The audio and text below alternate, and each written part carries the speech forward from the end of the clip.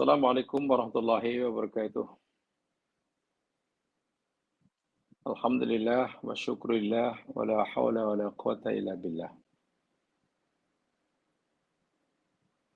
Salatu wassalamu ala Rasulillah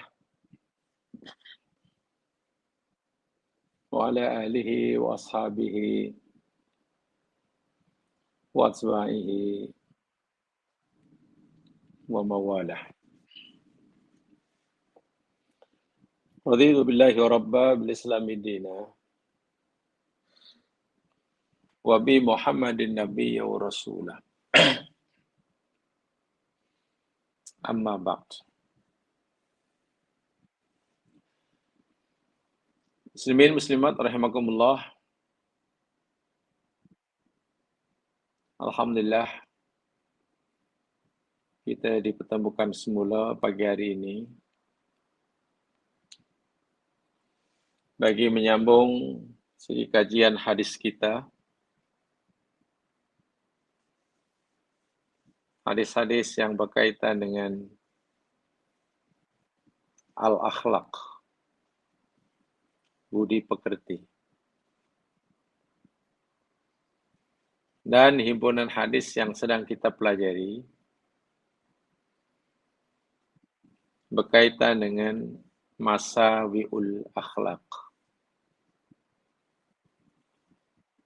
Akhlak yang buruk. Budi pekerti yang tercela. Yang sewajibnya kita meninggalkannya. Bukan semampu kita, tapi meninggalkannya secara menyeluruh. Memang ada perbezaan antara mematuhi suruhan dan meninggalkan larangan.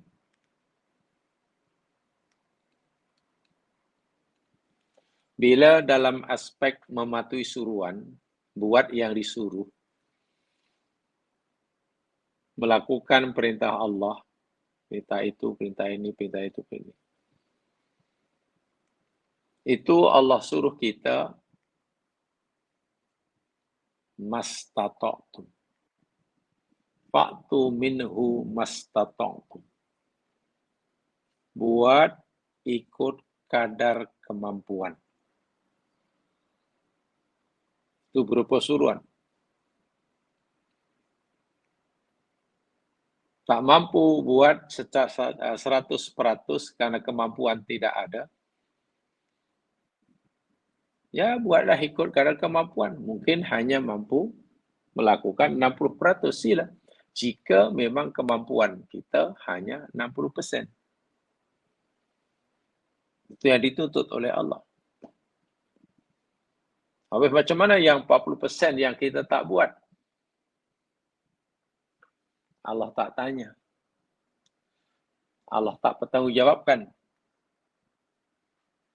Allah tak bertanggungjawabkan kerana kita tak ada kemampuan untuk melakukan. Bukan tidak ada kemauan.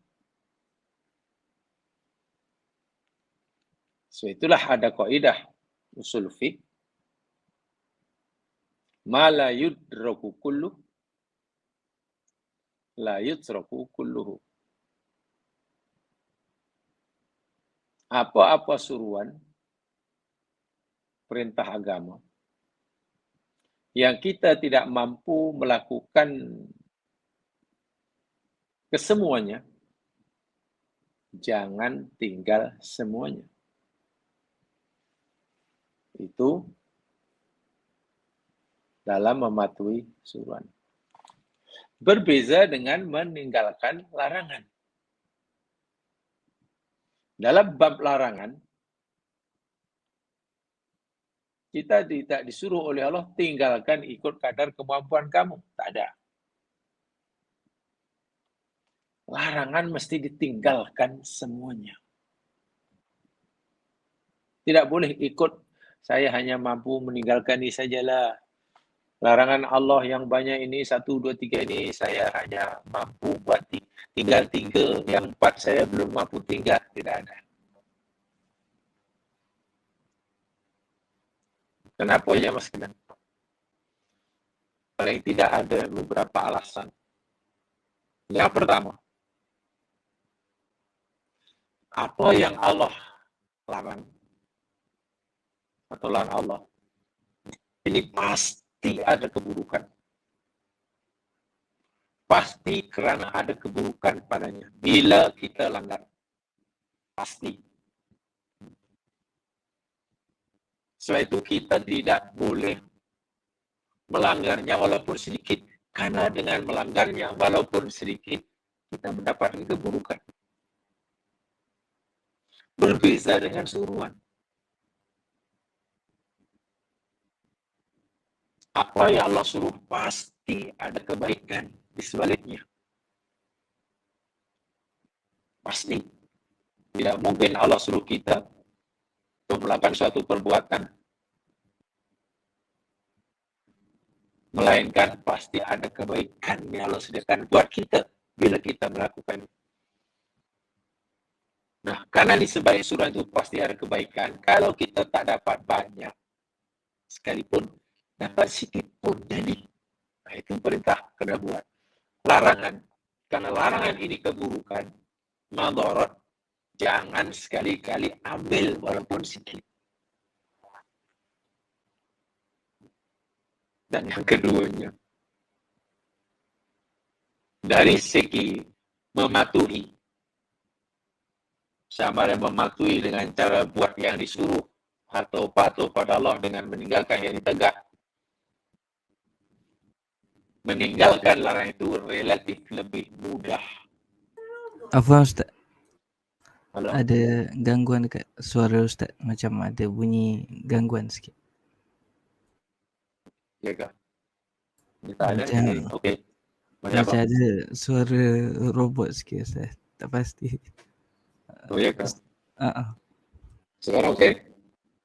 Sama je Ustaz. Apa ya? Tak bisa tak dengar apa-apa ya. Kalau Ustaz off kan earphone Ustaz?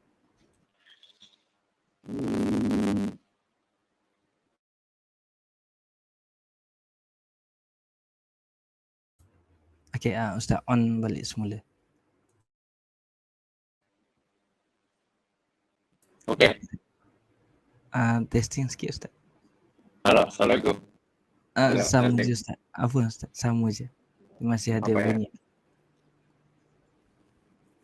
Apa ya? Atau ada? Masih Ustaz. Sekejap saya. Pada saya tidak ada apa-apa sebenarnya. Okey. Coba tanya pendengar tu ada gangguan suara. Kalau tolong minta respon pendengar ada gangguan ke suara.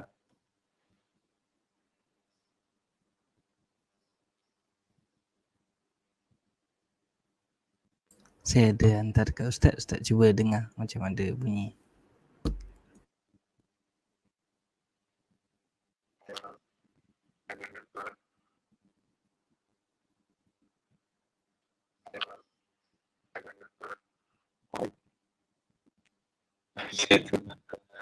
Apa ya?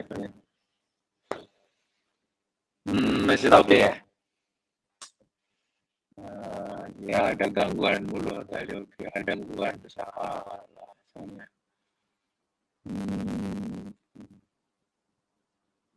Atau kalau saya tak pakai ini, tak pakai earphone ni. Cuba Ustaz. Off. Ini buat ada ni.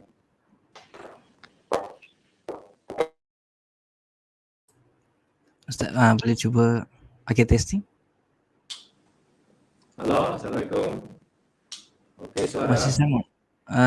Masih sama Ustaz. Mungkin Ustaz punya device rasanya.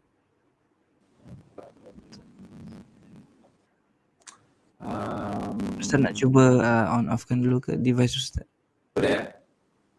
Ustaz boleh offkan dulu.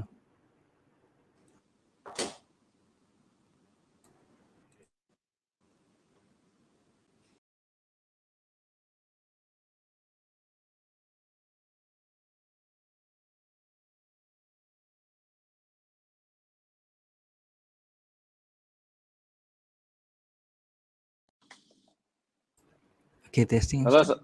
halo. Okey, dah okey Waalaikumsalam. Ustaz. Alhamdulillah. Okey semuanya? Okey Ustaz, jelas. Alhamdulillah. Boleh Okey. sambung insya-Allah. Baik, jamaah sekalian, minta maaf ini saya tak reti, saya bukan pakar IT. Tahu pakai ya. Saya ulangi sekali. Kenapa bila suruhan kita mesti dibenarkan buat ikut kadar kemampuan? Kerana pertama, di sebalik suruhan itu pasti ada kebaikan yang banyak yang Allah janjikan. Karena ia kebaikan, tak dapat banyak pun, sikit pun jadi. Mustahil. Yang keduanya, untuk melakukan suruhan itu kita mesti ada kemampuan yang cukup. Katalah Allah suruh kita mengangkat bebanan 50 kg. Sedangkan Allah hanya beri kemampuan kita untuk mengangkat bebanan 30 kg. Ya pastilah kita tak mampu kalau mengangkat 50. Allah kata tak apalah, angkatlah yang termampu oleh kamu. Ya Allah, hamba-Mu hanya mampu 30. 30 lah. Berbeza dengan larangan. Untuk bila Allah larang kita, Allah suruh tinggal semuanya 100%. Tidak boleh buat sikit pun. Apa sebab? Kerana di sebalik larangan itu ada keburukan. Ada madarat. Yang tidak kecil. Sangat besar, banyak. Dan namanya saya madarat, keburukan. Jangan kita ambil walaupun sikit. Itu maksudnya. Alasan kedua, kenapa bila larangan mesti tinggal semuanya? Ya, karena meninggalkan larangan itu relatif lebih mudah daripada melakukan suruhan. Apa sebab? Bila kita buat yang disuruh, kita mesti bersikap aktif. Kita ketika aktif, perlu ada energi, perlu ada kemampuan. Kata orang kena berpeluh-peluh lah buat yang disuruh itu. Lain hanya dengan bila kita dilarang buat sesuatu. Jangan buat. Kita hanya perlu bersifat pasif. Pasif. Sudah duduk je. Bak kata orang tidur je. Tidur je semua larangan. Jangan kerana satu. 100 larangan kita boleh tinggalkan. Dengan tidur je. Tapi kalau suruhan, jangankan 10. 1 pun kita tak terbuat kalau kita tak aktif. Itulah rahmat Allah. Nah, yang sedang kita pelajari, telah dan sedang kalau ini jamaah sekalian, akhlak-akhlak yang buruk. Akhlak yang dilarang oleh Allah. Sebab itu bila Allah kata tinggalkan, kita tak boleh kata, ya Allah, kami akan tinggalkan tapi ikut kemampuan lah. Kalau kami hanya mampu tinggal 5 lah. Walaupun larangan kamu ada 10. Tak boleh. Itu maksudnya. Dan ini penting sekali. Apalagi kalau kita belajar lebih dalam tentang ihsan, jemaah sekalian. Membersihkan diri daripada perkara yang tak elok, itu adalah didahulukan. Sebelum menghias diri dengan perkara-perkara yang elok. Dalam bahasa Arabnya, bertakhalli itu hendaklah didahulukan sebelum kita bertahalli. Membersihkan hati daripada sifat-sifat yang tercela itu hendaklah didahulukan sebelum mengisinya, menghiasnya dengan sifat-sifat yang terpuji. Pak kata ada kolam atau kolah yang penuh dengan air kotor, ya kalau kita nak mengisinya dengan air yang bersih, buang dululah kotoran itu. Yang kotor itu buang, yang keruh itu buang, lumut-lumut dicuci, dibersih-bersih, diisi dengan yang bersih. Begitu. Baik. Nah, termasuk perbuatan yang tercela, sifat yang tercela, jemaah sekalian. Mari kita kaji berikutnya. Hadis yang ke-1528. Kalau samalah bukunya ya. Hadis 1528.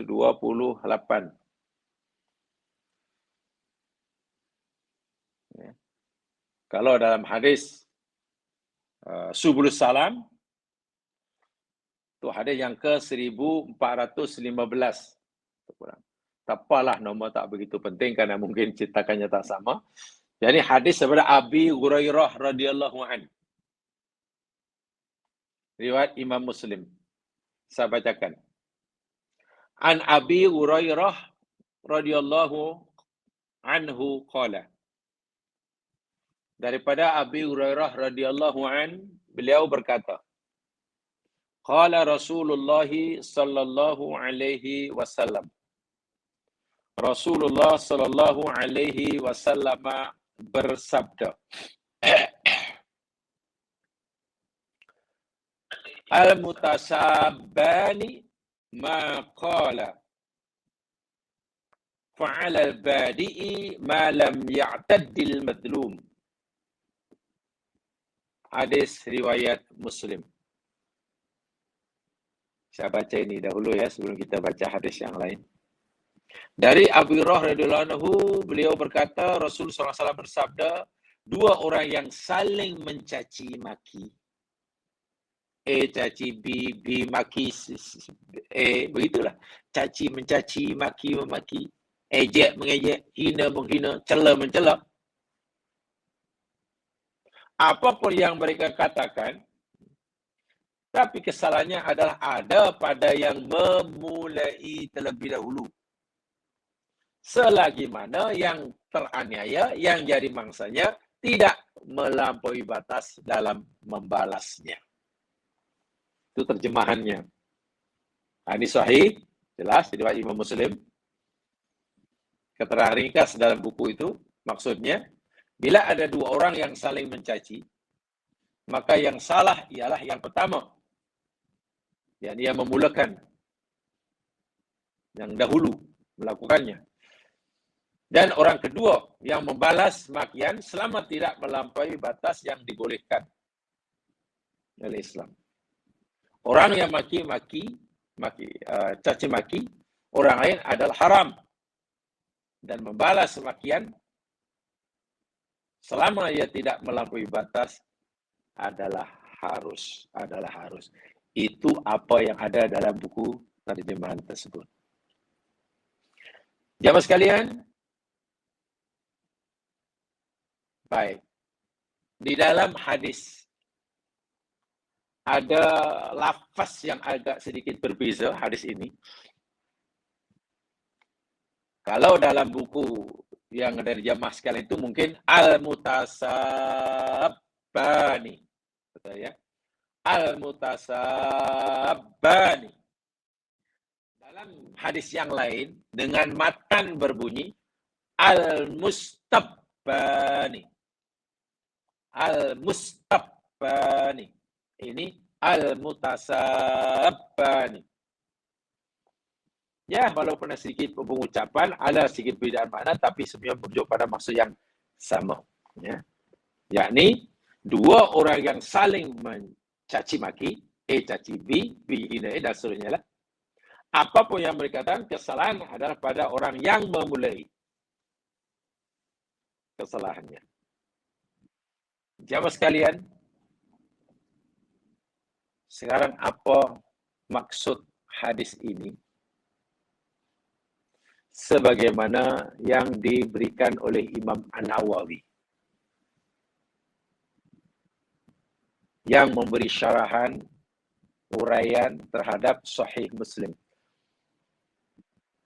Syarhul Nawawi lil Muslim ya, atau Syarhul Muslim lil Nawawi. Begini. Inna ithmas sab'a al-waqi' min ithnaini mukhtasim bil badi' minhuma. Qulu illa ayatajawaz as-sa'ni qadra al-intisar.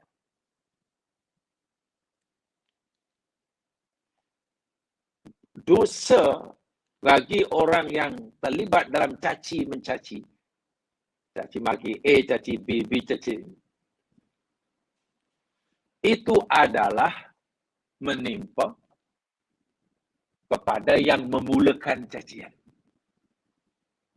kecuali yang dicaci membalasnya dengan berlebihan, lebih dari yang sepatutnya. Artinya, jika yang dicaci, yang teraniaya itu membalas cacian sekadar sesuai dengan cacian yang ia terima daripada pihak yang mencaci, dihukum harus. Tapi bila membalasnya lebih daripada yang ia terima, maka jatuh haram. Itu bagi pihak yang dicaci. Sementara yang mencaci tetap mendapatkan dosanya. Yang dicaci ini membalas ke, yang dicaci ini tak membalas ke, yang dicaci ini membalasnya sesuai dengan yang sepatutnya kah, atau melebihi dari yang selayaknya kah, yang memulakan tetap berdosa. Ma'iyadzubillah. Sekarang coba. Kita bercakap jujur dan kita berfikir terbuka. Seakan-akan Nabi baru bersabda. Dengan sabda yang ini. Seakan baru minggu lepas. Jika melihat keadaan masyarakat kita hari ini, di mana caci mencaci, saling merendahkan antara satu dan sesama muslim, dah macam sunnah hidup.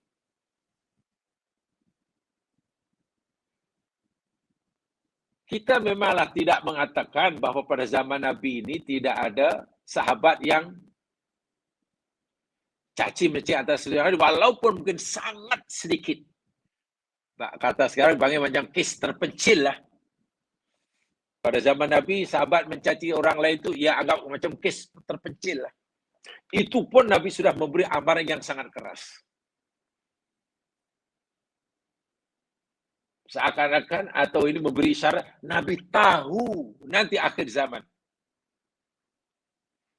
Budaya cerca, mencerca, caci, mencaci ini adalah dah dianggap perkara biasa. Bahkan perkara sunat dan patut dilakukan. Walhal jelas hukumnya haram. Haram.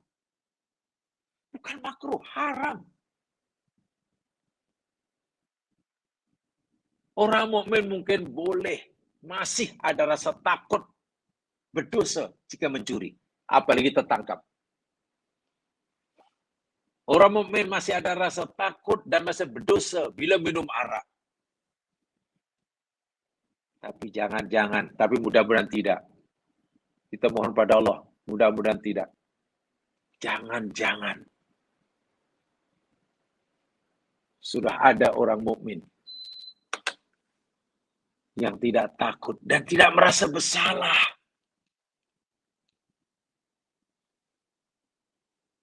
Melakukan caci mencaci antara mereka. Wah, itu jelas-jelas haram. Wa'iyadzubillah. Sesungguhnya dosa caci itu yakni menimpa kepada kedua-duanya. Yang mencaci pun berdosa, yang dicaci pun berdosa jika membalasnya melebihi dari yang sepatutnya. Yang mencaci jelas berdosa tanpa syarat. Yang kena caci berdosa tapi ada syarat. Syaratnya jika cacinya melebihi dari sepatutnya.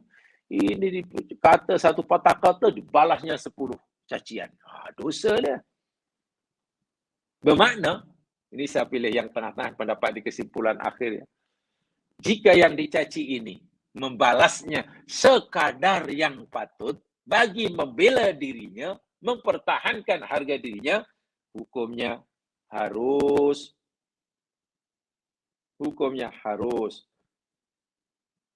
Kalau sekadar intisar, la khilafa fi jawazi. Tidak ada perbezaan pendapat tentang hukum harusnya. Tapi berdosa bila melakukan lebih daripada itu. Ini berdasarkan firman Allah Subhanahu wa taala. Kalau jamaah Quran dalam surah Asy-Syura ayat 41. Asy-Syura ayat 41. Surah An-Nahl ayat 126. Nah, di sana ada itu dalilnya. Dalam Asyura ayat 41, wala man intasara ba'da dzulmih fa ulaika ma 'alaihi min sabil. Adapun orang yang teraniaya, orang yang jadi mangsa, lalu yang jadi mangsa itu membela dirinya. Membela dirinya terhadap kezaliman. Atas kezaliman yang menimpanya, cacian yang dialaminya. Faulaika. Alhamdulillah. Orang-orang itu ma'alaihim min sabil. Tidak ada jalan untuk dicela. Maknanya hukumnya harus. Dalam An-Nahl 126. Fa in aqabtum fa'aqibu bimithli ma uqibtum bi. Jika kamu membalas serangan, kamu membalas kezaliman, kamu membalas cacian, kamu membalas penghinaan, alhamdulillah, minta maaf semua, maka balaslah. Akibu, Allah izinkan akibu, balas. Tapi bimit lima ukibtum bih. Ya sekadar samalah. Atau mungkin kurang daripada penghinaan, celaan yang kamu terima. Jadi hukumnya harus. Tapi Allah bagi jalan yang lebih baik daripada membalasnya. Walaupun membalas ala kadarnya, itu hukumnya harus. Allah bagi jalan yang lebih baik. Apa dia? Asyura 43. Waliman sobaro wa ghafara inna dzalika lamin asbil umur. Jika ia bersabar dan memaafkan sajalah cacian orang yang mencela itu yang paling baik. Itu benar keteguhan urusan. Ganjarannya besar. Ganjarannya besar. Sebagaimana yang dijelaskan dalam Subulus Salam kaitan hadis ini, begini kisahnya. Anna rajulan sabba Aba Bakrin radhiyallahu anhu bi hadratihi Nabi sallallahu alaihi wasallam. Ada seorang lelaki mencela, menghina, ya mengatakan kata-kata, mengeluarkan kata-kata yang tak elok lah terhadap Abu Bakar di hadapan Rasulullah sallallahu alaihi wasallam. Sebab waktu itu Abu Bakar sedang duduk bersama Rasulullah. Tiba-tiba ada orang tak tahu dari mana datangnya. Nabi tak tahu, Abu Bakar pun tak tahu, tiba-tiba mencaci maki Abu Bakar di hadapan Nabi. Fasakata Abu Bakrin wa Nabiyu qa'id. Abu Bakar dicaci maki, diam aja. Tak membalas pun satu patah kata, hanya diam. Nabi pun duduk menemani Abu Bakar, diam aja. Ya, Nabi pun tenanglah. Ini pelik kan? Ini rasa pelik. Abu Bakar itu sahabat Nabi, dicaci orang, Nabi melihat tenang, diam. Nabi tak bela Nabi ini. Bala Nabi, ya wajahnya biasa, ceria. Nabi ini orang yang ceria. Karena orang ini mungkin terus-menerus mencacinya, mengeluarkan ucapan-ucapan yang tidak sepatutnya dan selayaknya. Tumma ajaba Abu Bakr. Abu Bakar pun hilang sabarnya agaknya. Membalaslah cacian itu. Walaupun balasan Abu Bakar itu masih ya wajar lah. Tidak melampaui batas. Melihat dan mendengar Abu Bakar membalas cacian orang itu, faqaman Nabi sallallahu alaihi wasallam. Nabi pun berdiri pergi meninggalkan Abu Bakar. Abu Bakar rasa pelik. Kenapa Nabi pergi? Kita dicaci maki, Nabi diam. Kita menjawab, Nabi malah pergi. Macam Nabi ini menyokong perbuatan orang yang mencaci. Melihat Nabi berdiri pergi dengan Abu Bakar, Abu Bakar ikuti ya. Lalu Abu Bakar bertanya pada Rasulullah. Faqila lahu fi dzalik. Tanyalah. Ya Rasulullah, aku dicaci oleh orang, aku diam, engkau pun diam dekat dengan aku. Tak ada masalah, tenang-tenang saja.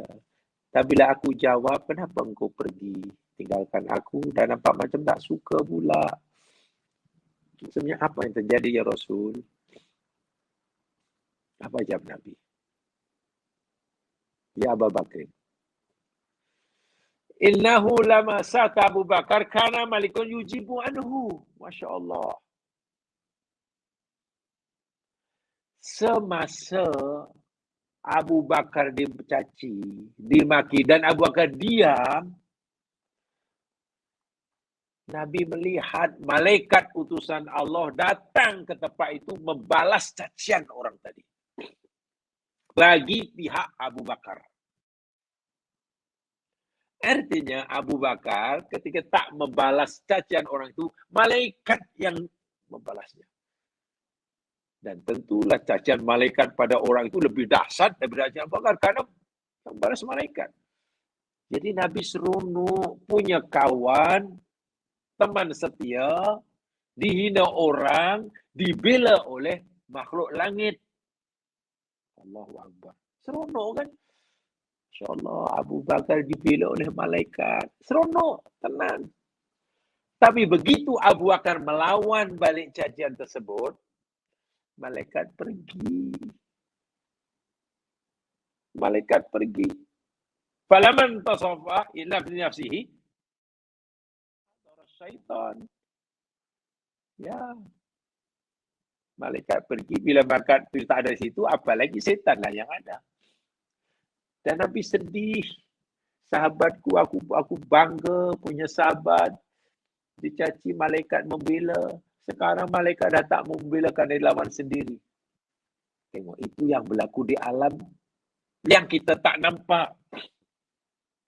Patutlah Allah berfirman, sesiapa yang sabar dan memaafkan cacian itu yang terbaik.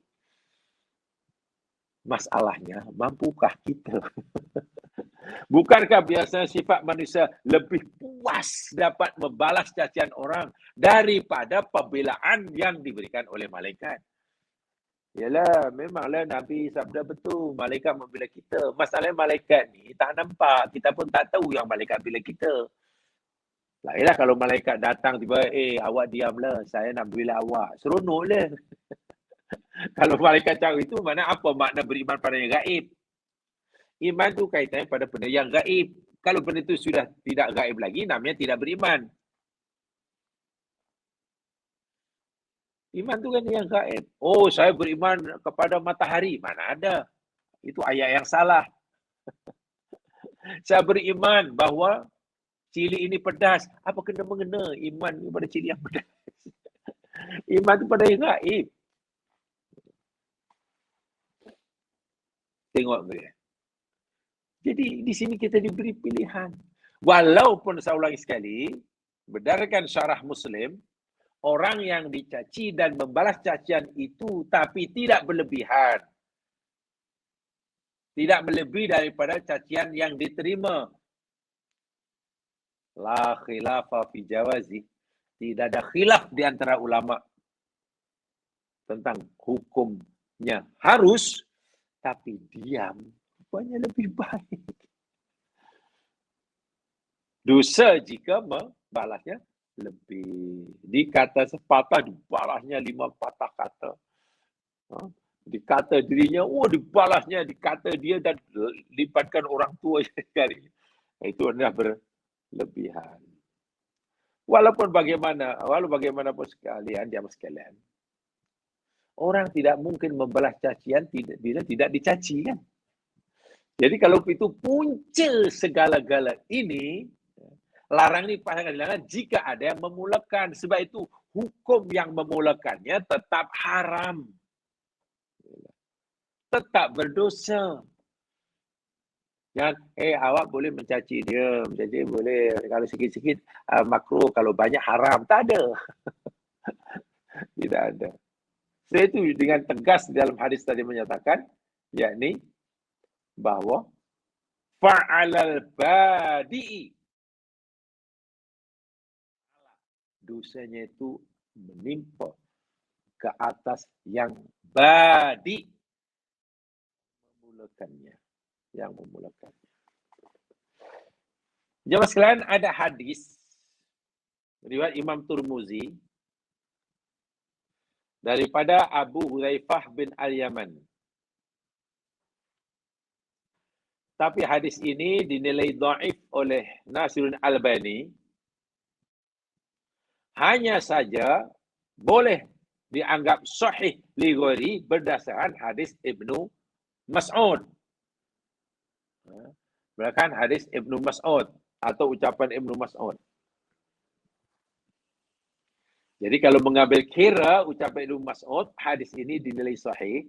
Tapi kalau menurut penilaian Nasiruddin Albani, berdasarkan hadis ini semata-mata dari sanad lemah. Itu kedudukan hadisnya. Macam mana bunyi hadisnya? Begini. Dari Abu Hudzaifah bin Al-Yaman radhiyallahu an. Ini hadisnya. Anna Nabiya sallallahu alaihi wasallam qala, bahasanya Nabi sallallahu alaihi wasallam bersabda, la takunu imma'ah. La takunu imma'ah. Jangan kamu jadi orang yang mengikut-ikut. Jadi orang yang ikut-ikutan saja. Ikut-ikut kerja dia. Jangan. Ikut-ikut. Takulun. Lalu Nabi kata, maksud imma'ah kamu jadi orang yang ikut-ikut tu begini. Kamu akan berkata, kamu akan bersikap, in ahsanan nasu ahsanna. Jika orang berbuat baik kepada saya, kepada kami pun berbuat pada dia lah. Itu ikut-ikutan namanya. Kita buat baik pada dia, pasal dia buat baik pada saya. Tapi wa in zolamuna, zolamna. Tapi jika ia buat zalim, aku pun buat zalim lah. Itu namanya imma'ah, kata Nabi. Jangan buat baik. Jangan kamu jadi orang yang ikut-ikutan. Maksudnya, kamu mengambil pendirian dalam pergaulan. Jika orang tu buat baik, aku buat baiklah. Jika orang tu buat tak baik, aku pun buat tak baik pada dia. Itu nak imma'ah. Walakin, tetapi, wattinu anfusakum. Wattinu anfusakum. Nabi kata, jadilah diri kamu orang yang berbuat baik. Jadilah kamu orang berbuat baik. Bukan jadi orang yang ikut-ikutan. Orang buat baik pada kita, kita boleh jadi orang baik. Orang buat tak baik, orang jahat pada kita boleh jadi orang jahat. Nabi kata jangan. Jadilah kamu orang yang baik. Macam mana maksudnya ya Rasul? Oh, in ahsanan nas antuhsinu. Bila manusia buat baik, tentulah kamu akan buat baik. Wa in asa'u fala tazlimu. Dan jika mereka buat jahat kepada kamu, jangan kamu zalim. Berat ya perintah hadis ini jemaah sekalian bab akhlak. Secara urainya begini. Hendaklah kamu buat baik pada orang lain, tidak perlu menunggu orang tu buat baik pada kamu. Itu pertama. Buat baiklah, kita buat baiklah. Sama ada orang tu dah buat baik pada kamu ke atau belum, kamu dah berbuat baik. Jangan baru hendak buat baik pada sama muslim selepas orang tu buat baik pada kamu. Walaupun jika mereka buat baik pada kamu, kamu pun mesti buat baik pada dia. Tapi janganlah menunggu. Jangan menunggu jadi orang baik. Jangan menunggu jadi orang baik kerana nak ikut jadi baik sebab orang tengok orang lain jadi baik. Tak payahlah. Sebab kalau nanti kamu buat baik pun kerana ikut-ikutan orang lain buat baik, nanti kamu pun akan ikut-ikutan jadi jahat jika orang tu buat jahat seperti kata Nabi. Yang baik itu udahlah, buat baiklah kepada sesama sebelum orang itu berbuat baik. Lebih-lebih lagi orang itu dah baik kepada kamu. Bila kamu dah sentiasa berbuat baik, tidak mencela, tidak merendahkan, tidak menghina, nanti bila orang itu mencela kamu, akhirnya kamu pun tak akan membalasnya. Kamu tetap mampu berbuat baik. Inilah akhlak yang mulia yang dituntut oleh Nabi. Karena ini tuntutan, kita diberi tadi kelonggaran. Fa'tu minhu mastata'tum. Buat oleh kamu ikut kadar kemampuan. Berusaha untuk buat. Tapi meninggalkan yang buruk mesti sekaligus. Ada kan? Idza amartukum bisyai'in fa'tu minhu mastata'tum. Nabi sabda begitu kan? Idza amartukum, jika aku suruh kamu buat sesuatu, fa'tu minhu mastata'tum, buat ikut keadaan kemampuanmu. Itu bukan hanya masalah ibadah ritual semata-mata ya mas sekalian. Bukan masalah ritual semata-mata. Semua perintah agama. Sama ada perintah yang berkaitan dengan syariat, perintah yang berkaitan ibadah sosial, ibadah ritual, akhlak, mastata'tum. Jadi jangan kita hanya buat tu hanya ritual semata ini, termasuk ini. Dan memang kita bingung menghadapi suasana hari ini, memang kita bingung jemaah sekalian ya. Kadang orang bukan jadi ima'ah itu saya pun tak boleh. Ini kan pula mempunyai budaya merendahkan orang lain, mencela orang lain. Sungguh kita dihidangkan ya. Setiap saatnya sebenarnya kita ini dihidangkan ya mas kan. Dengan apa yang kita lihat, apa yang kita dengar, apa yang kita saksi, apa yang kita baca. Jadi betul-betul pelanggaran akhlak yang dahsyat. Bila kita menggunakan tanda aras hadis Nabi. Mungkin agak keterlaluan. Orang kata mungkin agak keterlaluan kalau kita gunakan zaman kita sekarang ini. Di kalangan orang Muslim lah ceritanya, karena ini bicara orang Islam. Orang Islam maksudnya sedang mengalami krisis akhlak. Tapi ada, jangan disempitkan maknanya. Krisis akhlak maknanya, orang Islam itu tak senonoh, buat maksiat, bermahajaran, lela, berdua baca lela. Ya bukan itu sajalah maksudnya. Termasuk orang inilah, dalam pergaulan ini. Karena macam yang tak jujur langsung. A dan B, karena dia ada keinginan untuk berdekatan, merapat. Wah, baik saja ucapan A pada B. Pujian saja keluar pada B pada A. Maklum, ada keinginan untuk merapat. Bila sudah ada keinginan untuk merenggang, yang keluar pada mulut A, yang keluar kepada B, yang keluar kepada B itu buruk belaka. Ada je kesalahan dikorek-korek. Nah kalau itulah mana buat baiknya pun tidak ikhlas, nak berpisah pun pasti tidak ikhlas.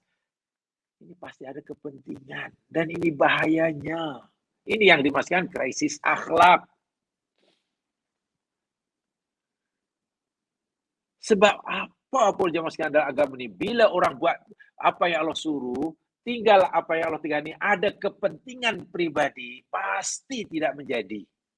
Siapapun yang melakukannya. Sebab itu kenapa Allah berfirman, wa ma umiru illa liya'budullaha mukhlishina lahuddin.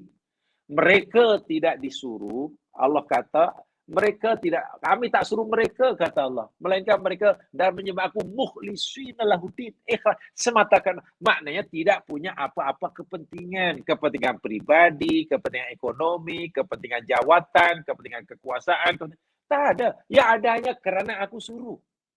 Itu saja. Kalau mereka tinggal pun kerana aku suruh. Itu, kalau itu ya mas sekalian, niatnya memang selesai. Masalahnya ada banyak kepentingan. Dan orang yang beramal karena Allah ini pasti lega. lapang. Ingat saya pernah cerita dahulu. Saya terlupa sebenarnya menjumpai itu dalam kitab Sifatul Asfiya ataupun Khilatul Aliyah. Saya lupa lah. Itu yang tahu saya pasti. Tapi saya terbaca. Dulu kan aku cerita ada orang alim, warak, baik, tapi tak semua orang suka. Di kampungnya itu tak semua orang suka. Ada orang dengki. Dan ingin menyakiti si alim yang warak ini. Yang jujur lurus ini. Syar'i ini. Bagaimana cara menyakitanya? Ya dijemputlah. Orang dek ini jemput ke rumahnya. Konon nak jemputlah. Kalau dalam bahasa kita kenduri dia. Jemput makan. Seronok si alim ini datang. Seronok bukan karena nak diajak makan. Seronok karena berjaya memenuhi jemputan kawan sesama Muslim.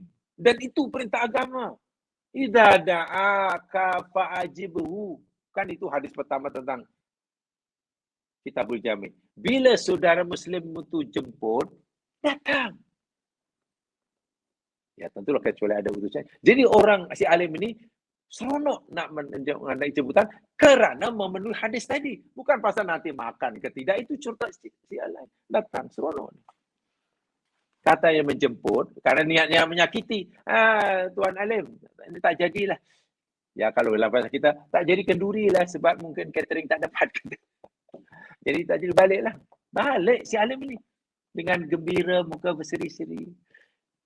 Sampai 3 kali orang dengki pada si alim ini menjemput, 3 kali juga dia suruh balik. Coba kalau kita yang dijemput macam mana perasaan? Sakit hati pasti. Ini jelas-jelas menghina kita macam ni. Tapi si alim yang faham agama ini, dia senyum, tetap berceria. Terima kasih. Kali ketiga itulah yang menjemput yang dengki ini, heran. Pelik dan ingin tahu. Wahai Tuan Alim, minta maaf sebanyak-banyaknya. Kami jemput ni sebenarnya bukan nak jamu sangat saja, nak menyakiti Tuan Alim kerana kami tak suka. Dan kenapa Tuan Alim ceria, tak marah, tak kecewa dan lain sebagainya. Apa kata Alim?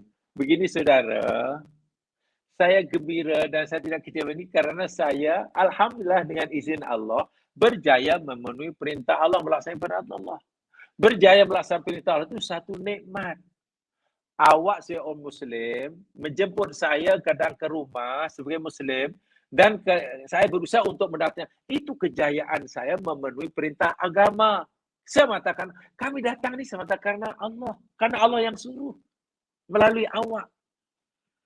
Awak kena suruh balik, ya saya balik. Surah An-Nur kata kan, bila kita datang rumah orang, tak dibenarkan masuk, jangan masuk, suruh balik, balik. Alhamdulillah, satu perintah Allah saya lakukan.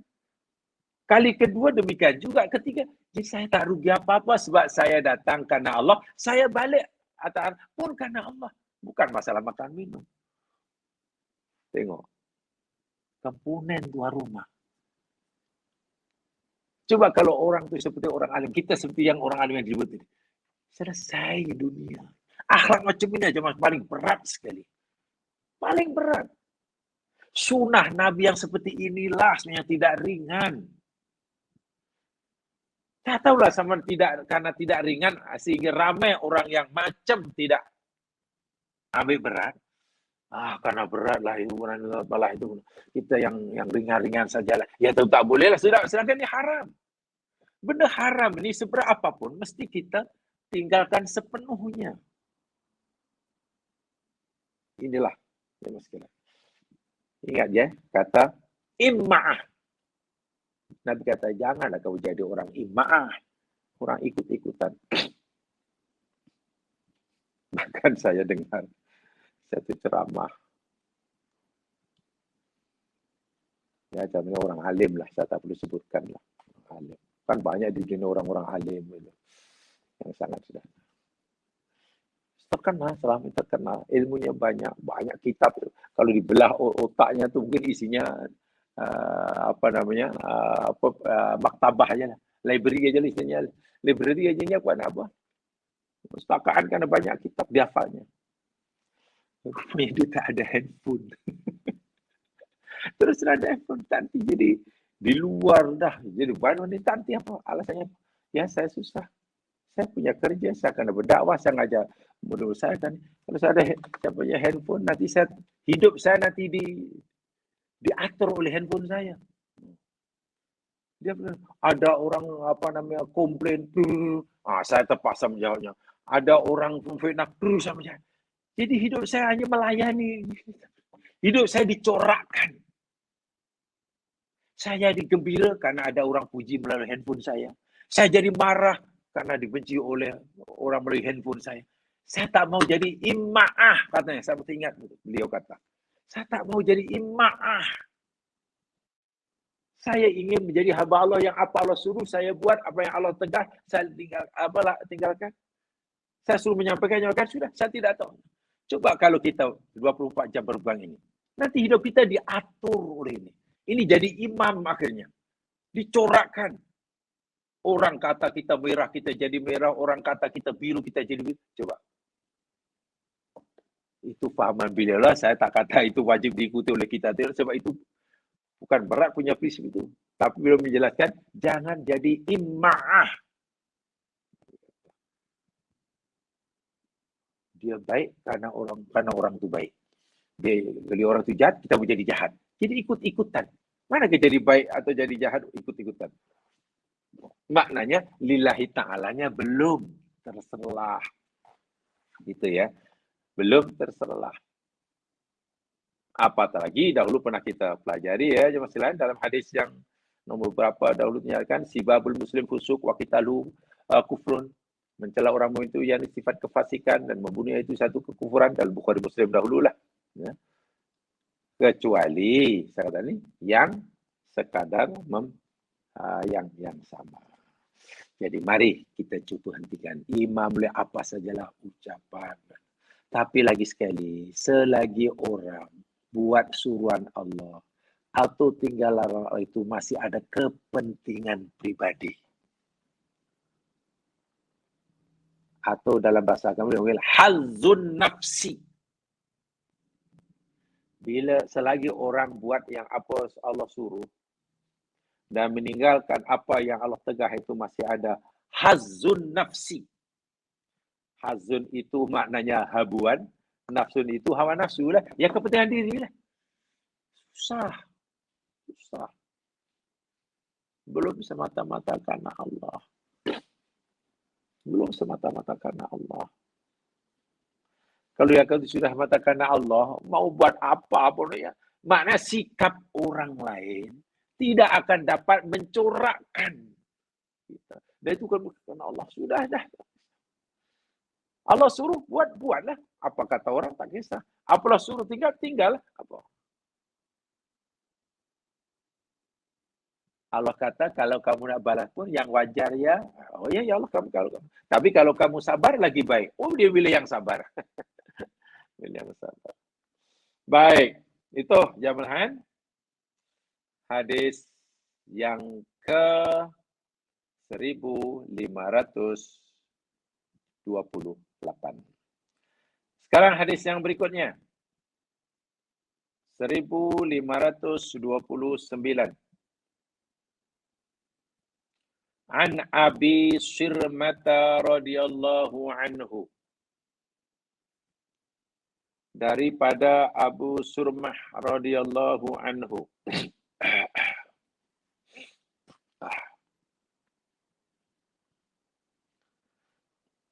Qala Rasulullah sallallahu alaihi wasallam.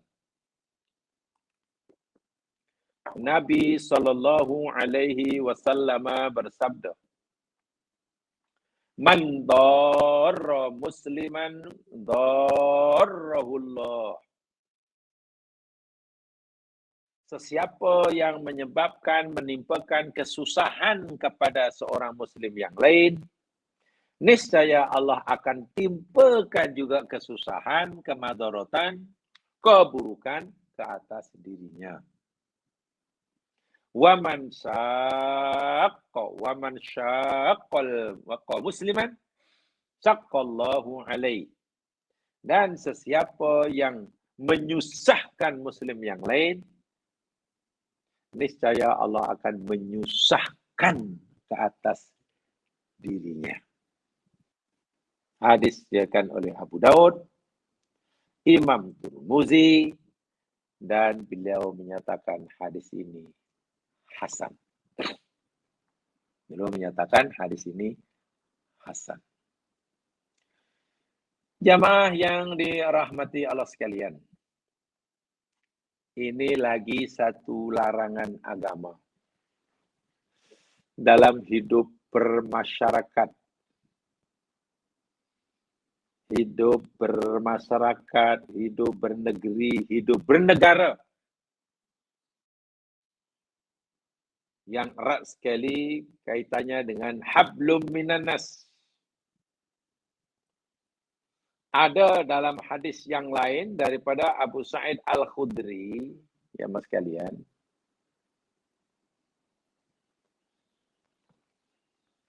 Dalam hadis yang lain daripada Abu Sa'id Al-Khudri, bukan Abu Sarmah.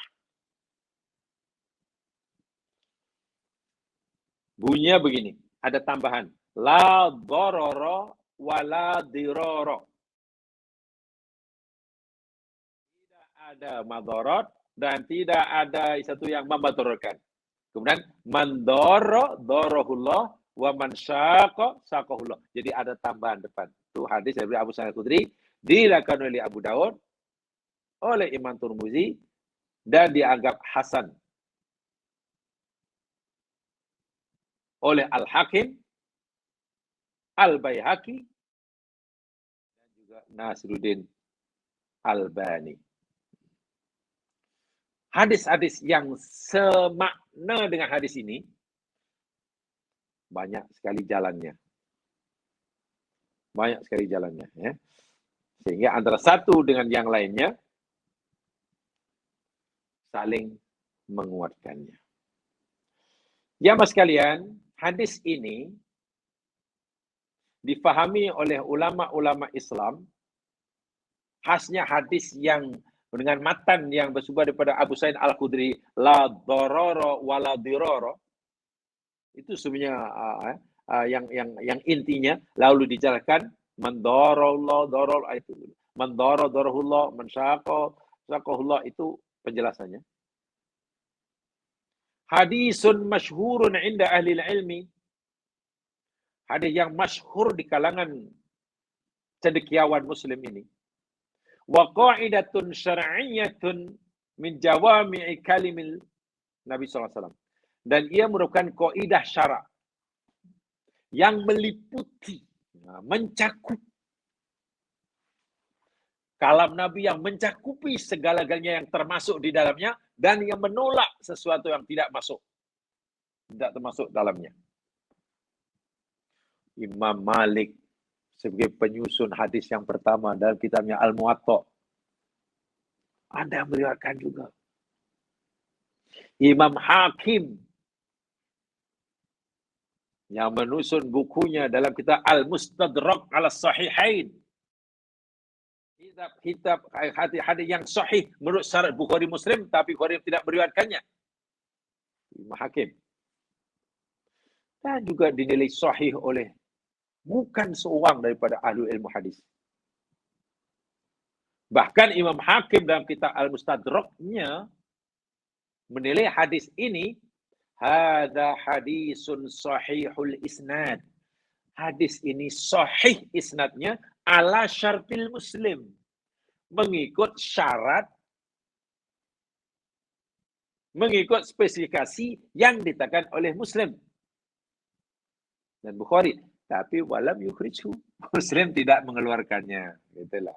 Muslim tidak meriwayatkannya. Demikian juga Imam Adz-Dzahabi dalam kitabnya At-Talkhis pun menyatakan hadis ini sahih ala syarti Muslim.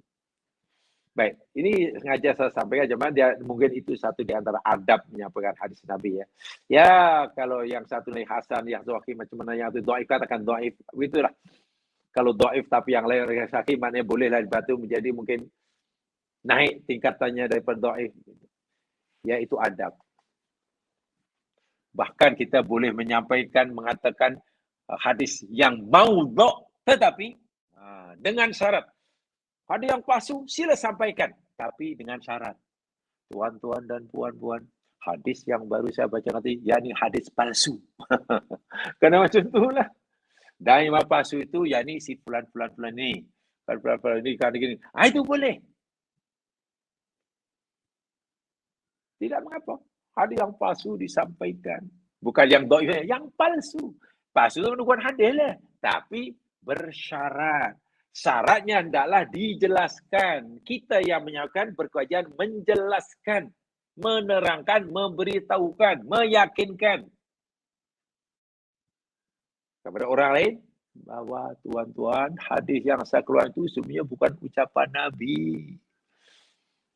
Bahkan tidak diketahui dan tak ada siapa yang tahu siapa yang kata. Dan hadis ini dinilai oleh semua hadis, yakni hadis palsu.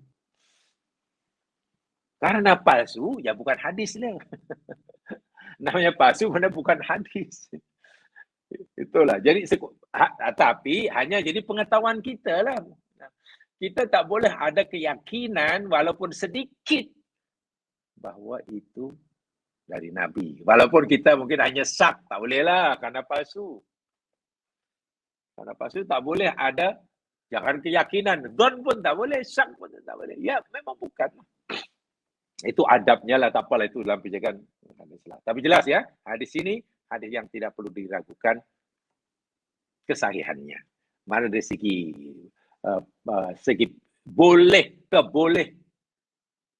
terimaannya boleh diterima. Sebab itulah hadis ini dianggap sebagai qaidatun azimatun. Kaidah yang agung. Dengan lafaz yang pendek, dengan kalimat yang singkat, tetapi ia mengandungi dasar hukum, peraturan yang sangat luas. Yang sangat luas. Karena hadis ini bukan hanya menulis satu kaidah saja, tetapi masuk di dalam hadis ini la darar wala dirar banyak. Hadis pertama, la darar wala dirar. Tidak ada madarat dan tidak ada memberikan madarat. Kemudian dijelaskan oleh Nabi, man darahullah. Siapa mendaratkan orang lain, Allah akan daratkan. Man syaqqa syaqallah. Itu penjelasannya. Singkat, la darar wala dirar. Tetapi mengandungi Allahu Akbar wal haq. Macam-macam kaidah dasar daripada hukum Islam. Hukum Islam.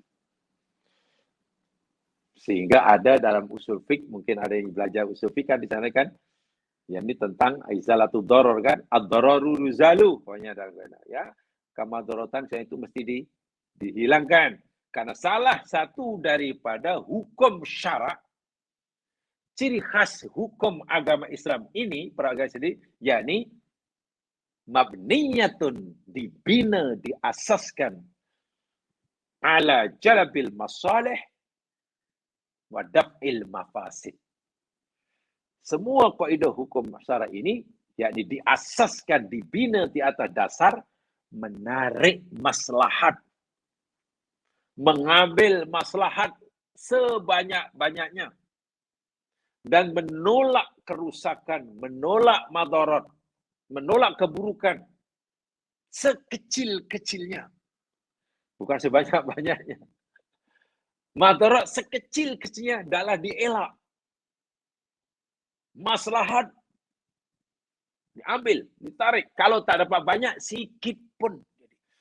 Itu kaidah yang di ini. Sebab itu apa hadis dalam saya minat pada hadis daripada Abu Sa'id Al-Khudri ya, la darar wala dirar.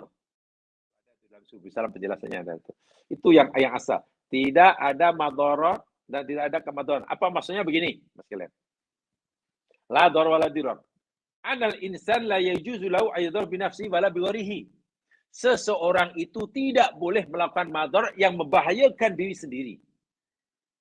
Tak boleh. Dan tidak boleh melakukan perbuatan membahayakan orang lain.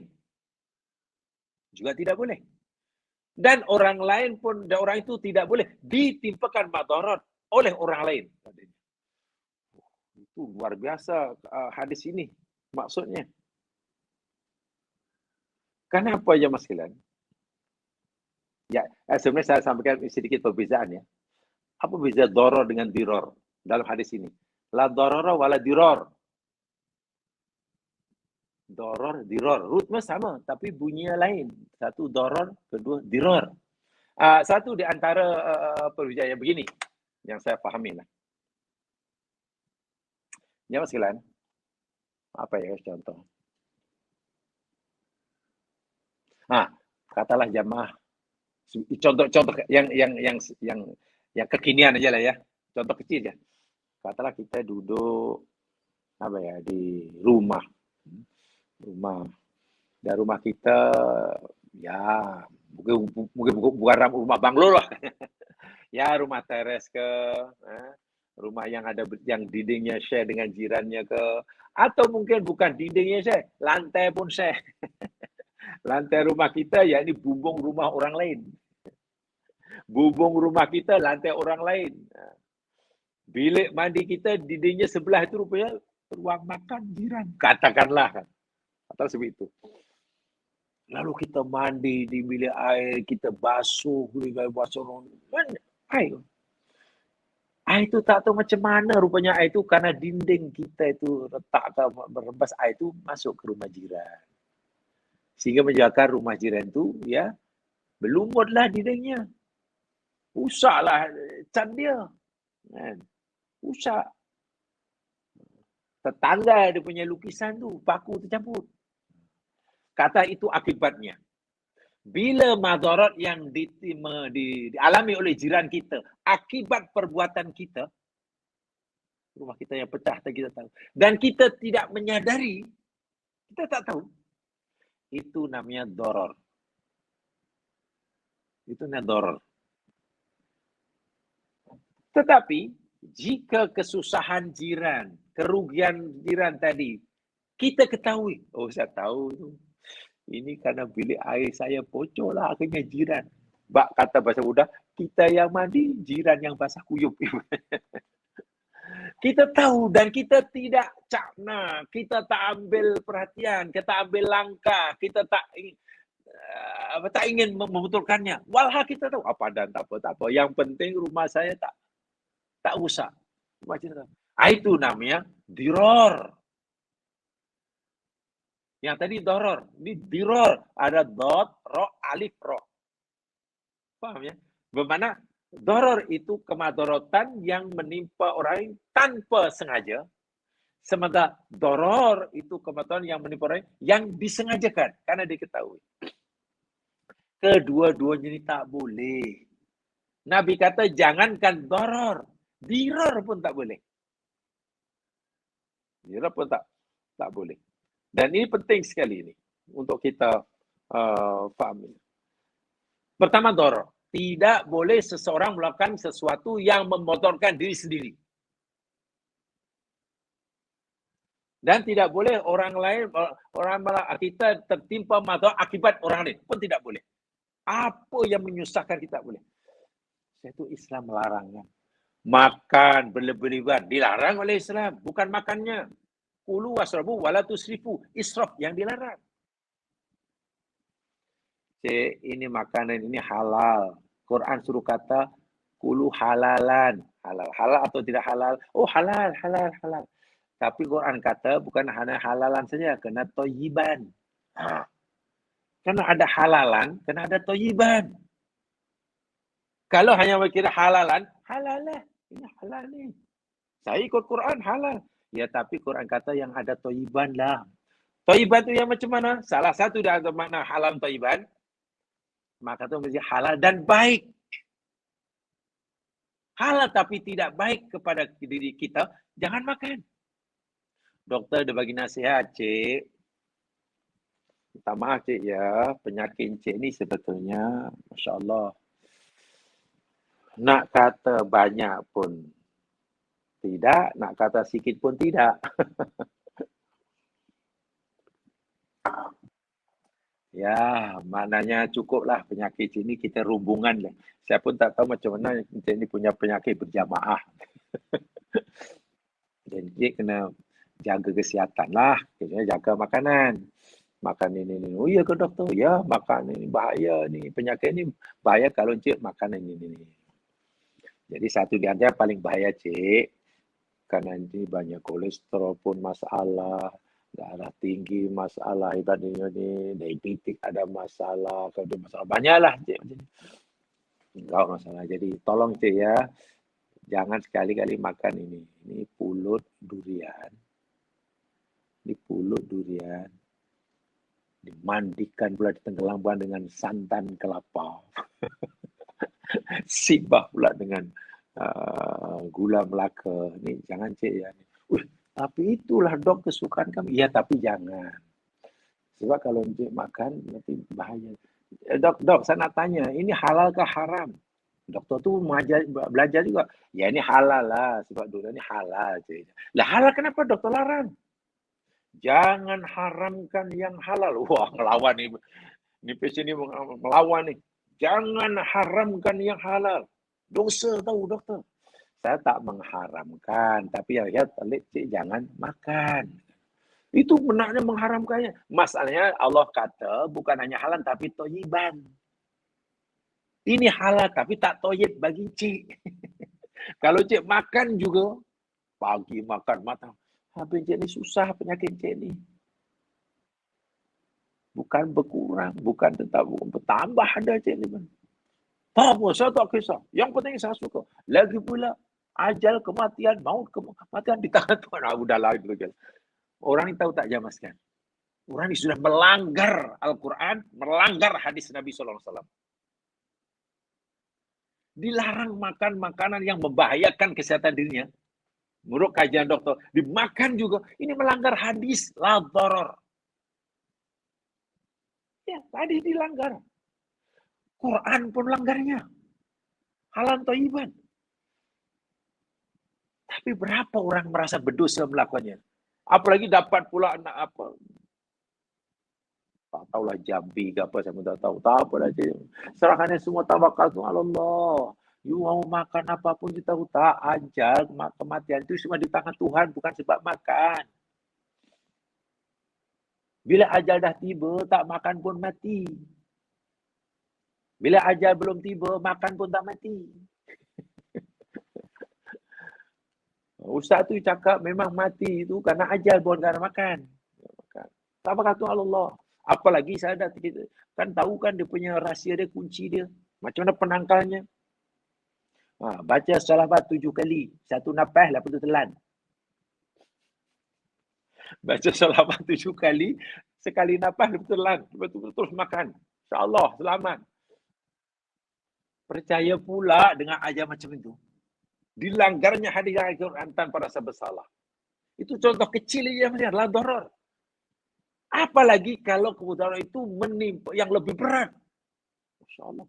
Suatu apa saja perkara yang bila kita melakukannya, kemungkinan besar kita akan tertimpa kesusahan. Nabi kata, jangan. Ini ajaran Nabi. Ini hadis sahih. Berapa ya orang bab makan tak dijaga, kadang bab ini tak dijaga, kadang tidur mana yang jaga. Apa saja. Ada orang bahkan tak henti daripada dahulu. Terus. Apa? Allahu Akbar. Dilarang pula keluarkan dalil pula tu. Kamu melarang saya merokok. No? Kamu tak tahu ayat Qurannya. Quran pun suruh merokok katanya. Mana Quran? Iya, baca Quran.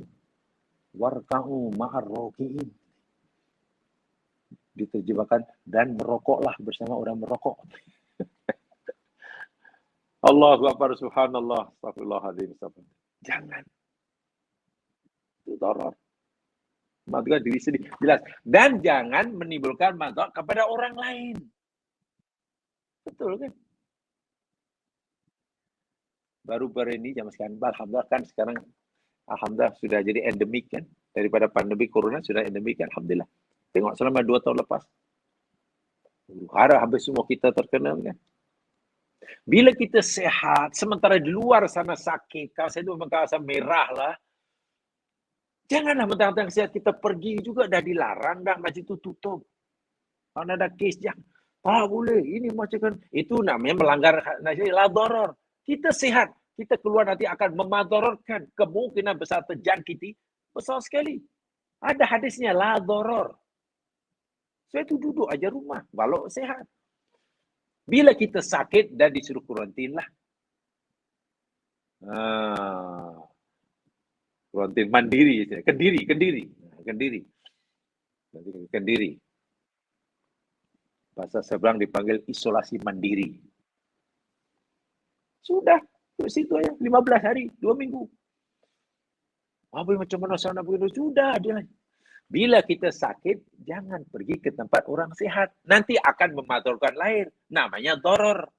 Bila kita sehat, jangan pergi ke kawasan yang banyak penyakit berjangkit. Itu namanya doror. Kalau kita menjangkitkan, itu namanya doror. Diror. Bukan doror. Diror. Tengok, semua sudah ada kaidahnya. Tapi kan ada dahulu. Tengok ulasan-ulasan dari setengah penceramah. Jangan takut corona. Corona itu makhluk Allah. Takutlah kepada Allah. Ini sampai kita tengok rumah Allah pun dikunci. Tak dibenarkan ini. Macam mana tengok. Kita sudah banyak dosa. Diazab tapi malah tak melakukan baik di Allah. Corona itu adalah makhluk Allah. Kita hanya takut pada Allah. Bukan pada corona. Ajar kematian. Subhanallah. Minta maaf kembali kepada apa yang saya sampaikan dahulu. Tak ada istilah. Masih di pondok dahulu saja. Nanti kalau ada orang punya itu kata Tok Guru tu, itulah akibat mengaji tak khatam. Saya ingat sampai sekarang. Itu akibat mengaji tak khatam. Bahayanya Mas Iran. Mengaji itu bagus, tapi kalau tak khatam, huru hara. Ya, tak khatam macam mana? Jadi kena khatam, mengaji itu kena khatam. Banyak sekali. Bab penyakit demikian juga. Bab jual beli, lagi lah. Melakukan tipu daya, manipulasi harga sehingga menyusahkan orang lain. Menimbun barangan, sorok barang supaya harga naik. Itu jelas tidak diharapkan. Ada hadis sendiri, tapi termasuk dalam kaidah la darar wala dirar. La darar wala dirar. Masuk itu. Termasuklah menipu dan apa sajalah. Buat sesuatu yang memadorotkan orang lain. Contoh kecil ya. Kecil aja ya. Tapi terkena hadis ini ya. Bagi para pendengar muslimin yang saya muliakan. Yang diwajibkan oleh Allah untuk pergi sholat Jum'ah pada hari Jum'ah. Dan maklum di Lembah Kelang ini hampir semua masjid itu biasanya tempat parking itu kurang. Walaupun masjid itu besar, tapi jamaah makin ramai pertama kami ya, tentulah tempat parking itu tak cukup. Kalau datang lambat, ya kena parking jauh-jauh lah, kena jalan kaki. Kadang-kadang dah lah datang lambat, nak parking dekat juga. Akhirnya bloklah kawan, bloklah itu. Jangan hanya kerana alasan nak pergi solat Jum'ah, wajib, datang lambat, park pula depan gate orang, bayangkan. Sedang dalam ruang itu mungkin ada perempuan yang tak wajib Jum'ah. Ada mungkin maknya sedang sakit yang bila-bila masa mungkin akan pergi ke klinik atau hospital. Tiba kita park depan rumah dia. Macam mana dia nak keluar rumah? Sedang dia mesti keluar rumah. Dan kita tak alihkan kita kerana kita masih dalam masjid. Masih khutbah, masih solat lagi. Perbuatan kita menyusahkan orang. Perbuatan kita parkir kereta. Sesuka hati kita. Sehingga menyusahkan orang. Itu terkena hadis ini. La darar wala dirar. Salah. Jadi agama salah. Apa sajalah. Jadi kena fikir. Macam mana ya supaya dia. Jadi bukan fikir diri sendiri. Kalau kita tidak mau menyusahkan diri sendiri, kita jangan menyusahkan orang dalam apa saja. Orang-orang tahu dahulu lebih faham. Nasihat orang tahu dahulu nampaknya menepati hadis ini. Kalau kamu tak mau tak merasakan sakitnya dicubit orang, janganlah cubit orang. Saya ingat tu, nasihat orang itu sama dengan inilah. Dalam semua hal. Jangan menyusahkan. Dalam majid, dalam solat, jangan susahkan orang. Dalam mengaji, jangan. Dalam mencari tempat, jangan. Dalam nak makan, minum. Karena buffet sama-sama lapor. Jangan menyusahkan orang. Nak naik kendaraan awam, public transport kan, MRT ke LRT ke Bayu, apalagi lah tentang masa ini peak time umpamanya. Ya janganlah. Jangan saya menyusahkan. Naik turun bas lah. Di mana sajalah. Dalam jual beli, dalam transaksi, dalam sewa menyewa, dalam berpolitik. Pendek aja hadisnya. La doror wala diror. Tapi maknanya sangat dalam. Sehingga diulas panjang lebar aja masalah dalam hadis-hadis Nabi SAW. Dalam semua hal ya. Dalam ibadah ritual, dalam ibadah sosial, ke dalam. Jadi sebenarnya sederhana peraturan Islam ni. Dan boleh dilakukan. Dan betul Islam akan menjadi salam, salam, salam. Inilah akhlak yang mulia. Ya, karena ada orang nak lalu. Orang tu terpaksa nak menyeberang jalan. Apa yang tergesa-gesa bawa anak. Ya, pasalnya kita bagi laluan lah. Walaupun kita naik kereta. Ya, biarlah. Jangan malah dihon pula. Aduh. Tengok. Kalau setiap pembawa kereta, setiap pemandu katalah mengamal hadis ini. Ada orang accident. Ada orang sakit hati. Ada orang tekan hon-hon. Kalau setiap orang nak parkir kita, ikut hadis ini. Ada yang kecil hati. Kalau orang yang datang ke pengajian, mengambil tempat, patuh hadis ini. Ada yang tak selesa. Tak ada. Semua selesa. Masya Allah. Ya Mas Kiran. Untuk sementara itu yang saya sampaikan tentang hadis yang sangat penting ini. Masih banyak penjelasannya. Nanti kaitannya dengan dalam rumah tangga. Suami, istri, anak dengan orang tua lagi sekali. Itu paling penting. Sebab itu saya menyatakan tadi, seakan-akanlah Nabi ini baru bersabda minggu lepas. Karena sangat sesuai betul lah dengan keadaan semasa hari ini. Umat Islam hari ini. Sebab itu saya setujulah dengan istilah umat Islam ke zaman ini mengalami pelbagai krisis. Ya, krisis ekonomi, insya Allah orang madaratnya apa lagi ya paling-paling orang yang saya makan 3 kali jadi sekali, namanya krisis ekonomi. Tapi kalau krisis moral dan akhlak Islam, berat ya Mas. Awak sedang mengalami krisis apa? Oh, krisis ekonomi. Ya, tak apalah, biasanya makan 3 kali, sekali aja lah. Alhamdulillah. Awak krisis kesihatan. Mana apa? Banyak orang tak sihat. Ya, masih okey lah. Sebab separah-parah pun kesihatan paling parah, ya mati kan. Tapi kalau krisis akhlak. Dunia sengsara, akhirat neraka.